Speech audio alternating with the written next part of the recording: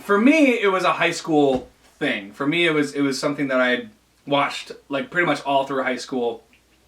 Jim Halpert kind of influenced my romantic tendencies and caused me to stay stuck on the same girl for 3 years, despite her not having feelings for me and very explicitly multiple times telling me that she just saw me as a friend. And I remember that episode where Michael and him and Jim are on the boat and talking about Pam, and then Michael's like, well, don't you give up. If this is the girl of your dreams, don't give up. And high school dumbass me was like, yeah, you know what, Michael Scott, I think you got a point there. I'm gonna go to school tomorrow, and I'm gonna tell her I love her. And that didn't happen, but The Office is kind of more of a recent-ish, probably within like 6 years. For me, it was college. College, yeah. Who turned you on to The Office? Nobody. I don't know, to be honest. I don't know when I started, because for a while I was like, yeah, fuck The Office. But then, for some reason, I started it, and then the exact line where I knew this was going to be a good show was... Toby is in HR, which technically means he works for corporate, so he's really not a part of our family. Also, he's divorced, so he's really not a part of his family. And I was hooked. That was the line that got me. That was the line? That was the line. And then very shortly after... Not that a lot of people here in America know what a senpai is, but it's equally as respected as a sensei. I was like, okay. I'm watching this entire show. Yeah, man. Oh, God. I could go on and on. Like, I remember starting The Office. I think I watched it on TBS. They did this thing where late at night, I think it was like from the hours of like 8 to 10 o'clock p.m., bless you, they would do like the Office Hour, and they would show 2 back-to-back episodes of The Office, but it was in chronological order. So I started like kind of recently, you know, when after that had begun, and they started doing that on TBS. And I ended up... Why are you opening up bags so weird? Open it from the back like a normal person. I'm looking. The fuck? Anyway. Yeah, and so I started sometime in season 2, which was like perfect for me because I don't think I would have enjoyed season 1, honestly. And then I was hooked. And then I found out that they were making new seasons. And so I got to watch... I think I got to watch season 7 as it aired. I think I saw Michael leave live, which destroyed me. But I definitely remember getting to watch the season where they were trying to find a new manager live, because I remember watching those episodes and being like, oh my god, well, this is... Look at all these guest stars. You have Jim Carrey. Jim Carrey shows up for a little bit. Ray Romano shows up for a little bit. Yeah, and then I watched season 8 and season 9. And then by the time the finale rolled around, I think it was like 2013, something like that. And I was still in high school. And again, I cried like a fucking baby. And I love that show so much. And for a really long time, I think it was like my favorite show of all time. Because I would just go... I think I've gone back and rewatched it like with people and by myself probably like 4 times. Because it's like... I've been through the whole thing at least 3 times. Yeah, it's one of those shows, and people will tell you, like, if they like The Office, one of the, you know, best parts about it is it's so bingeable. But you could also just have it on in the background. It's like, it's a very, like, multitask, you know, it's a show that you can multitask alongside. And, my God, man, the amount of hours that I've sunk into Dokkan while having The Office in the background... And it's just like, it's so easy to do. And then that way, you start memorizing lines and scenes, and you go back to specific episodes. Like the episode where Jack Black is in a movie with Pearl Leachman, I think that's her name, and Andy's trying to figure out, he's trying to analyze it, and Jim and Pam are going through like a real life relationship thing, and so he's convinced that Jim and Pam are talking about the relationship in the movie, and you know, I don't know, it's just, it's such a wacky episode, and like you go back to it because it sticks out in your brain. Yeah, man, and then there are characters, and like David and I, it's quote city, bitch, around here when you know, quote city, bitch, when I shouldn't have done that. Why did I do that? I'm loopy. Yeah, man, like, just in general, if you hang out with us or if you listen to us on the podcast or watch us in our videos or whatever, a lot of movie quotes, a lot of TV quotes, and we'll remember things through quotes. Like, I think, like, a couple weeks ago, David remembered something that he wanted to talk about in one of the bonus episodes, because I said, It was the Spider-Man Steelbook. Yeah, because I said impressive, I think. Or I did something and I made David say impressive, and then immediately after he's like, God damn it! And I'm like, what, dude? And he's like, impressive. And he reminded him of, like, Willem Dafoe. And Yeah, because the whole bonus episode, I don't know if it's out at this point, but I was like, I know there's something else I want to talk about. And it wasn't until we immediately stopped recording. And then, yeah, you said something, I was like, impressive. I was like, you're shitting me. The Spider-Man thing. But yeah, dude, even now, like, The Office still uploads, like, compilations to their YouTube channel. Yeah. And I'm watching them like crazy. Like, there's so many good moments. One of my personal favorites. What about music? Do you have any music? Yeah. I should have said so. Give me the beat, boys, and free my soul. I wanna get lost in your rock and roll. Yeah. Jim just staring at him was like, I was thinking the radio. Your call, dude. My girlfriend made an awesome mixtape. Beer me that disc. dude, I think, like, they get out of the car after that, and there's, like, a little talking head bit where Jim looks at the camera and he's like, Lord, beer me strength. And I quote that to myself all the time. I just say, Lord, beer me strength. So much to myself. Oh, my God. Every time I hear this song, I just immediately start laughing. It's so stupid. Oh my god.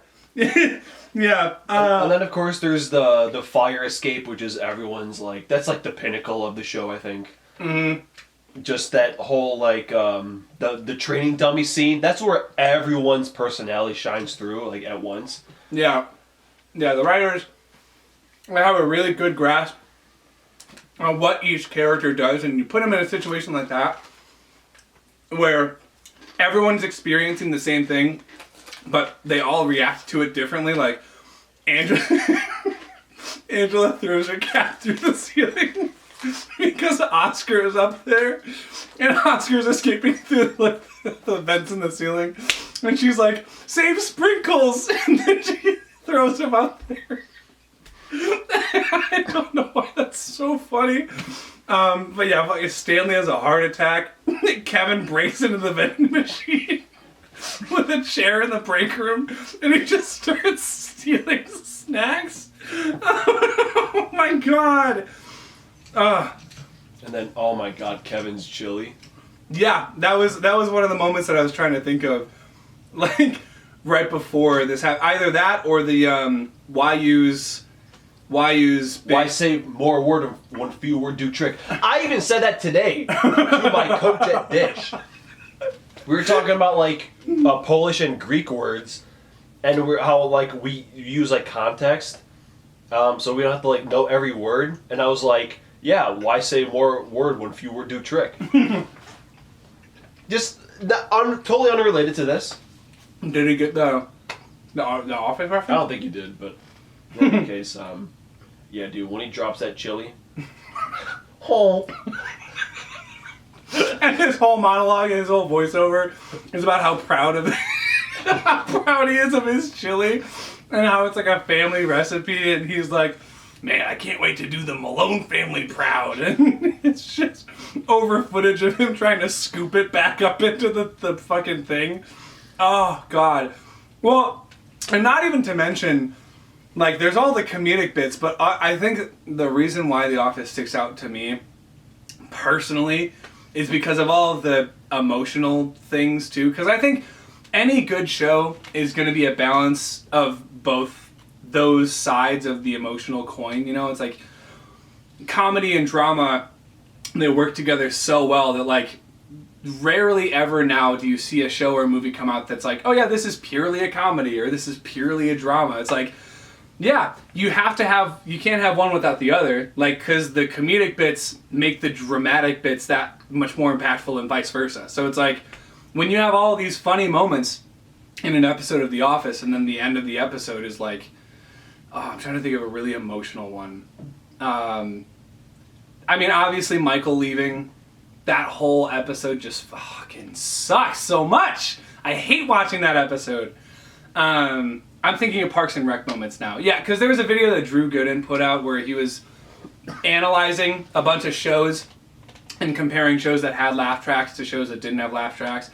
And this is something that he talked about in his video too, where there's an episode where Leslie is, voting for herself for senator, and she's, there's this inner turmoil where she's like, I have to not be with my partner anymore if I do this, but I want this really badly because this is something that I've worked towards for a really long time. And it's this really dramatic moment that you can read on her face. And then Paul Rudd, who's playing one of Leslie's rivals, he's like, hey Leslie, can you help me? I got pen ink all over myself. And she's like, yeah, I'll be there in a second. And it's like The Office, because it comes from the same writing team and directors and creative team and stuff. The Office has a lot of episodes like that too, where there's, a lot of laughter and there's a lot of really fun moments. But then, at the end of an episode, like the volleyball episode, where ups and downs, man. At one point, there's the whole sequence where, Holly and Michael are putting on the play, and it's supposed to be this fun, cute thing. And they inadvertently announce to all of the branches that corporate's planning on shutting down one of them. And no one knows who it's going to be. So David Wallace has to tell that branch, hey, we're laying all of you off at the company picnic with their families and stuff.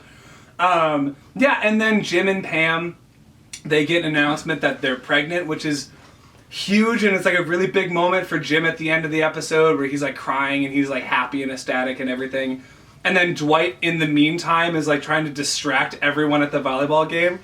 So the ball flies so far away from the net, and he goes to grab it and he's running really slowly, and then he gets there and he kicks it and he's like, oops. Ah, man. And dude, I just love how I think it was so smart to shoot it in a documentary style. Mm-hmm. Because there was another moment, when the camera became a character. What? Oh, yes! Thank you. And I was like, that's so cool. Yeah, dude, it's just the creative team, I don't know, I know they're not the first to ever do something like that, but they're definitely the ones to really popularize it. People will say all they want that the British version was better. I don't think I'm ever going to go out of my way to watch the British version of The Office. Although, Ricky Gervais is fun. I don't think, I don't know. Oh, Martin Short is in that one too. Oh, Not Martin Short. Speaking of Better Call Saul, Bob Odenkirk plays in The Office too. Yeah, he initially auditions to play Michael Scott, and they turn him down, but in the show, he plays a character at another office that I think, what was Pam doing there? She was, I don't know, she was in another office for something, and it wasn't even a paper company, but Bob Odenkirk got to play a version of Michael Scott, he was a regional manager at another company. And it was basically his take on Michael Scott, at the audition, and it was really fun. So many guest stars, dude. You have James Spader, Jim Carrey, Craig Robinson, who plays Craig in the show. He's not even a guest star. He's just a he's star. just on the show. Yeah. Man. Who else shows? Oh, what's her name from Misery? Kathy Bates. She guest stars in the show a lot. Oh yeah. Idris Elba is in the show. Karen. Rashida Jones, who ended up being in Parks and Rec too. So is it a lot to watch 9 seasons of the show? Obviously 9 seasons is a lot, but is it worth it? I think so. And I know there's a lot of people that you'll talk to that are I tried to watch The Office and I started and I couldn't get into it. And I guess it's fine. I guess everyone has their preferences, but I don't know, man. I feel I feel like for me, The Office has a lot of appeal. And I'd definitely go back and rewatch it, you know, if I wasn't in the middle of a couple of shows right now. Dude, this whole we can do a whole podcast episode where we just sit here and like say quotes. Like it's just that well written and that memorable.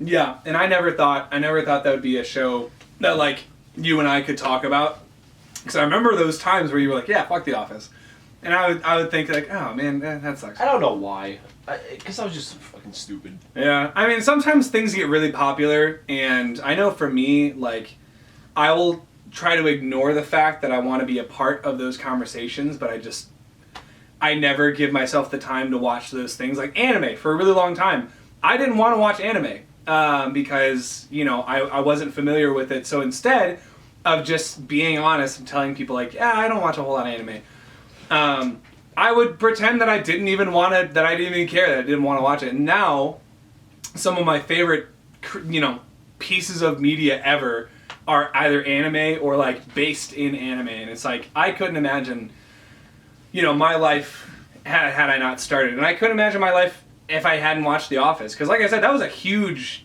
inspiration. Like it formed who I was as a person in high school, like to a point that I'm a little embarrassed to admit, because, you know, like Jim and Pam, I love them, but there's a lot of like toxic tendencies with those two that you shouldn't try to replicate in real life. And I did anyway. That between that and Ted Mosby from How I Met Your Mother. I don't know if you'd be into How I Met Your Mother, but like, I really like it. Those were the two shows, were The Office and How I Met Your Mother. So maybe I'll talk about that one day too. But yeah, man, really, really good show. Like we could probably, you know, do an episode like later where we bring The Office back and just talk about like our favorite episodes or something, because there's so much to that show. Yeah, there really is a lot. Yeah. You know, I think that'll be for another time, because I think we touched on, and, you know, most of the reasons why it appeals to us. Honestly, it was mostly just us quoting parts of the show and being like, hey, isn't that funny? So next time, I promise, there's going to be a little bit more critical thinking involved. But we're both loopy.